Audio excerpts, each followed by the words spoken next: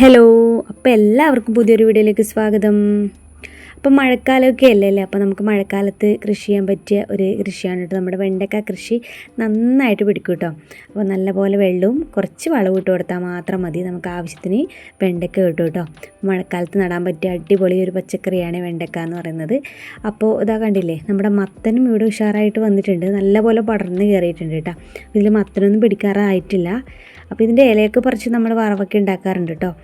പിന്നെ ഇത് നല്ലപോലെ പടർന്ന് വന്നിട്ടുണ്ട്, ഇതാ കാണുന്നത് നല്ല ഉഷാറായിട്ട് തന്നെ ഉണ്ട് കേട്ടോ. കുറേ പേര് പറഞ്ഞു മഴക്കാലത്ത് ഇതൊന്നും നന്നാവത്തൊന്നും ഇല്ലയെന്ന്.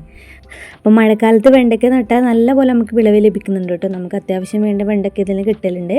അപ്പോൾ ഞാനിതിന് കുറച്ച് വളമിടേണ്ട പരിപാടിയാണ് കേട്ടോ. ഇതിൻ്റെ ചുവട്ടിൽ കുറച്ച് പുല്ലൊക്കെ ഇട്ടായിരുന്നു, അതൊക്കെ പറിച്ച് മാറ്റി ഇനി ഇതിന് കുറച്ച് ചാണകപ്പൊടിയാണ് കേട്ടോ ഇട്ട് കൊടുക്കുന്നത്.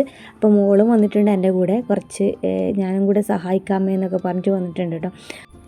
ഇതിൻ്റെ ഇല കണ്ടപ്പോൾ എനിക്ക് ശരിക്കും സങ്കടമായിട്ടോ. എന്താ അരിച്ചതെന്നറിയില്ല, ഇനി പുഴു അരിച്ചതാണോ ഈ മറ്റു പ്രാണികൾ വന്ന് തിന്നാണോ എന്നറിയില്ല കേട്ടോ. 2 ദിവസമായിട്ട് ഈ ഒരു അവസ്ഥയിൽ നമ്മുടെ വെണ്ടക്ക നല്ല ഉഷാറായിട്ട് വന്നതായിരുന്നു. അത്യാവശ്യം നല്ല രീതിയിൽ നമുക്ക് വെണ്ടക്ക ലഭിക്കുന്നുണ്ടായിരുന്നു കേട്ടോ. ഇപ്പോൾ ഇലയുടെ അവസ്ഥ ഇതാണ്. ഇതിന് വേണ്ടിയിട്ട് എന്തെങ്കിലും ഒരു പ്രതിവിധി കണ്ടുപിടിക്കണം കേട്ടോ. എന്തെങ്കിലും ഒരു മരുന്നുണ്ടെങ്കിൽ ആർക്കെങ്കിലും അറിയെങ്കിൽ ഒന്ന് കമൻറ്റ് ബോക്സിൽ അറിയിക്കണേ. അപ്പോൾ ഇതെവിടെ നല്ല മഴക്കാരൊക്കെ വന്നു തുടങ്ങിയിട്ടുണ്ട്. അപ്പോൾ അതിന് മുമ്പായിട്ട് എനിക്കിതിന് കുറച്ച് ചാണകപ്പൊടിയൊക്കെ ഇട്ട് കൊടുക്കണം. ഇതിനും മത്തൻ്റെ ചോട്ടിലും കുറച്ച് ചാണകപ്പൊടി ഇട്ട് കൊടുക്കുന്നതായിട്ടുണ്ട് കേട്ടോ. അപ്പോൾ ഇന്നത്തെ വീഡിയോ ഇത്രയേ ഉള്ളൂ. അപ്പോൾ വീഡിയോ ഇഷ്ടമായാലും ലൈക്ക് ചെയ്യാനും സബ്സ്ക്രൈബ് ചെയ്യാനും സപ്പോർട്ട് ചെയ്യാനും മറക്കല്ലേ. അപ്പോൾ ഇതുപോലത്തെ കുഞ്ഞു കുഞ്ഞു വീഡിയോ ആയിട്ട് ഞാൻ വേഗം വരാം കേട്ടോ. അതുവരേക്കും ബൈ.